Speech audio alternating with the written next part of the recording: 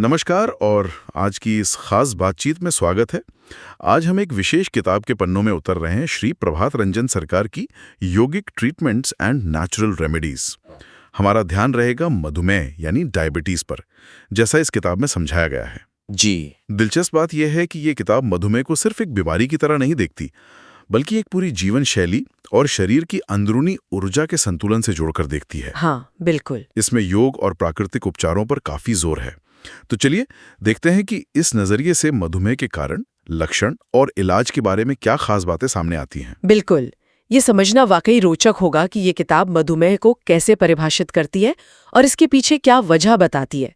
खास तौर पर वो जो मणिपुर चक्र और लिवर यानी यकृत की भूमिका पर जोर है, वो ध्यान खींचता है। हाँ, ये किताब अपने एक खास योगिक और दार्शनिक ढांचे के भीतर इन बातों को समझाती है, जिसे आज हम समझने की कोशिश करेंगे। तो शुरुआत करते हैं लक्षणों से। किताब में कुछ जाने पहचाने लक्षण तो हैं ही, जैसे बार बार पेशाब आना, यूरिनरी ट्रैक्ट में जलन, हाँ, बहुत ज्यादा प्यास लगना, हाँ, और मुंह में मीठा सा स्वाद बना रहना। लेकिन कुछ बातें थोड़ी अलग भी हैं, जैसे वो पेशाब की तरफ मक्खियों या चींटियों का खींचना, जी, सिर दर्द, चक्कर आना, त्वचा का पीला और सूखा पड़ जाना, और यहाँ तक कि कम उम्र में बूढ़ा दिखना और मोतियाबिंद बिंद का भी जिक्र है। ये चींटियां वाली बात थोड़ी चौंकाने वाली है। हाँ, वो तो है।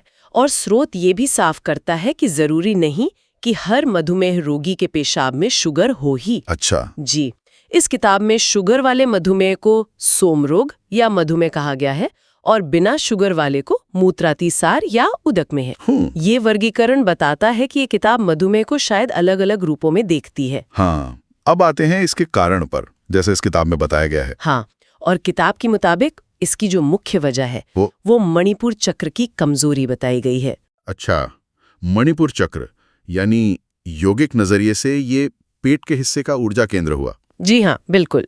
और इसे पैनक्रियाज यानी अग्न्याशय और लिवर यानी यकृत के कामकाज से सीधे तौर पर जुड़ा हुआ बताया गया है। ओके। पैनक्रियाज के दो तरह के रस निकलते हैं, एक पाचन में मदद करता है और दूसरा किताब के अनुसार मांसाहारी और स्टार्च वाले खाने से शुगर को अलग करता है। अच्छा। और इस नजरिए के मुताबिक ये शुगर लिवर में जमा होती है और जरूरत पड़ने पर शरीर को ऊर्जा देती है। तो फिर लिवर कमजोर कैसे पड़ता है इस किताब के हिसाब से? इसमें कुछ कारण गिनाए गए हैं, जैसे लंबे समय से चली आ रही बदहजमी, कब्ज। हाँ, खासकर जब मल गोलियों जैसा हो, फिर शारीरिक मेहनत के बिना सिर्फ दिमागी काम करना। अच्छा, ये एक इंटरेस्टिंग पॉइंट है। जी, और नशीली चीजों का सेवन और शरीर की जीवन शक्ति का अत्यधिक क्षय होना, ये सारे कारण मिलके लिवर को कमजोर करते हैं, ऐसा माना गया है। और जब लिवर कमजोर हो जाता है तो किताब के अनुसार खाने से मिली शुगर लिवर में जमा होने के बजाय सीधे खून में घुलने लगती है।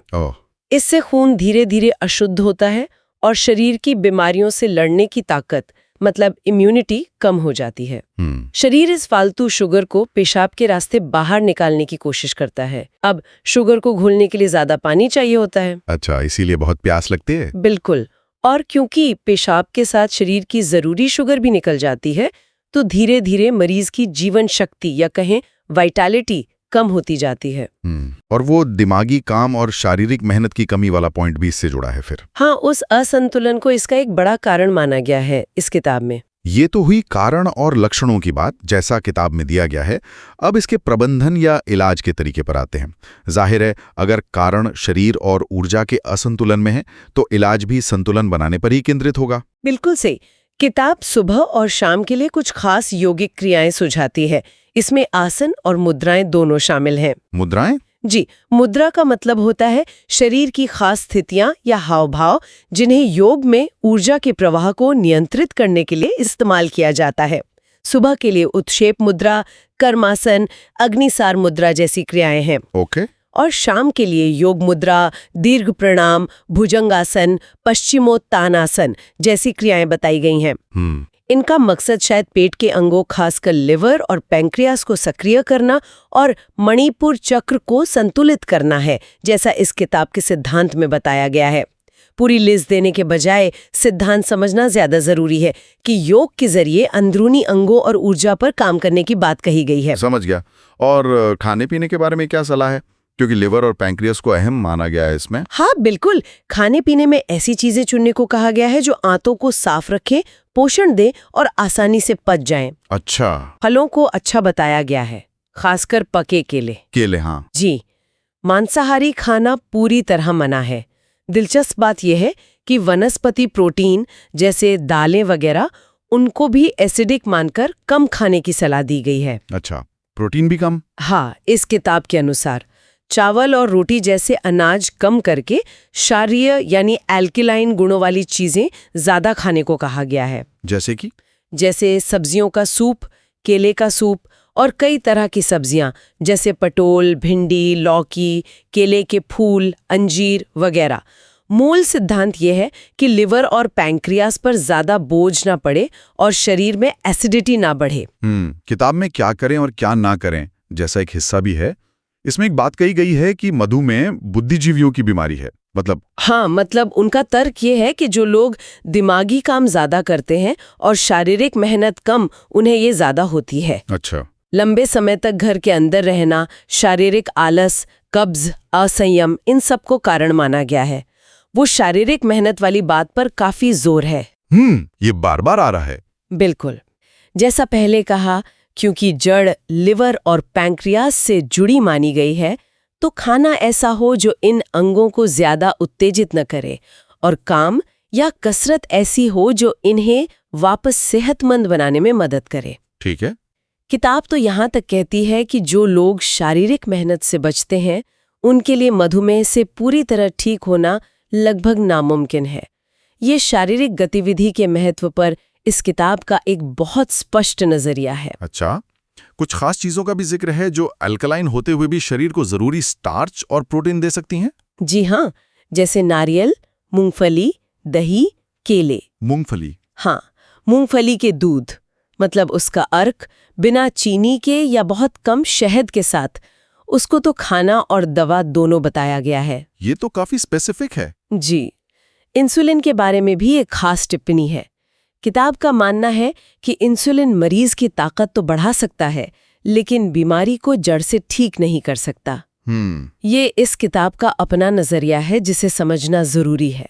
साथ ही एक दिलचस्प बात कही गई है कि मधुमेह के रोगी अक्सर थोड़े लालची होते हैं और ज्यादा मीठा खा लेते हैं, जिससे ये बीमारी होती है। अच्छा। हाँ, ऐसा किताब में लिखा है। इसलिए उन्हें अपनी इच्छाओं पर काबू रखने और बीच बीच में उपवास करने की सलाह दी गई है। उपवास की भी सलाह है? जी, गंभीर हालत में 2-3 दिन सिर्फ नींबू पानी या दूसरे फलों का रस लेने से पेशाब में शुगर कम हो जाती है, ऐसा दावा किया गया है। एक और बहुत जरूरी बात बताई गई है। कभी कभी किसी अंदरूनी अंग जैसे किडनी या मूत्राशय यानी ब्लैडर में चोट लगने से भी पेशाब में अस्थायी तौर पर शुगर आ सकती है। अच्छा, चोट लगने से? हाँ, किताब चेतावनी देती है कि ऐसी हालत में इंसुलिन देना नुकसानदेह हो सकता है। बजाय इसके चोट का इलाज करने पर जोर है, जिसके बाद पेशाब अपने आप शुगर फ्री हो जाएगा, ऐसा कहा गया है। ये तो बिल्कुल अलग बात है। जी, ये एक बहुत ही विशिष्ट स्थिति और उसके इलाज का नजरिया है जो इस किताब में मिलता है। अच्छा, योग और खान-पान के अलावा किताब में कुछ खास घरेलू नुस्खों का भी जिक्र है। क्या आप कुछ उदाहरण दे सकती हैं? जी हाँ, कई सारे प्राकृतिक उपचार बताए गए हैं। उदाहरण के तौर पर एक नुस्खा है जिसमें हरड़, मोथा, लोध और बरगद के फल। बरगद के फल? अच्छा। हाँ, इनको बराबर मात्रा में लेकर उबाले जाते हैं और सुबह उसका अर्क लगभग 2 तोला पीने की सलाह दी गई है। और कोई? एक और नुस्खा अमरूद की पत्तियों से जुड़ा है। रात में कुछ पत्तियां पानी में कूटकर भिगो दी जाती हैं और सुबह छानकर वो पानी पीने से गंभीर स्थिति में भी फायदा होता है, ऐसा बताया गया है। अमरूद की पत्तियां, इंटरेस्टिंग। इसी तरह जामुन के बीज के अंदरूनी हिस्से या शिमूल पेड़ की सूखी जड़ के पाउडर को शहद के साथ लेना भी बहुत फायदेमंद माना गया है। शिमूल की जड़? जी, किताब में यज्ञ डूमर, जो एक तरह का अंजीर है, या तेलाकुचा नाम की बेल की पत्तियों के रस को शहद के साथ लेने का भी जिक्र है। ये तो काफी सारे नुस्खे हैं। हाँ, और भी हैं। गंभीर स्थिति के लिए बांस के पत्तों का काढ़ा या फिर कई जड़ी बूटियों जैसे गेंचते दुर्वा, यज्ञ डूमर, आंवला, हरड़, धनिया बीज, गंधमोथा आदि, इनको बराबर मात्रा में मिलाकर उबाला जाता है। अच्छा। इन सबका काढ़ा पीने की सलाह दी गई है। हर नुस्खे में सामग्री की मात्रा और बनाने का तरीका बताया गया है। ये सब इस किताब के अपने पारंपरिक उपचार प्रणाली का हिस्सा है, जिन्हें उसी संदर्भ में समझना चाहिए। हमने बस कुछ उदाहरण दिए हैं, किताब में इनकी पूरी श्रृंखला है।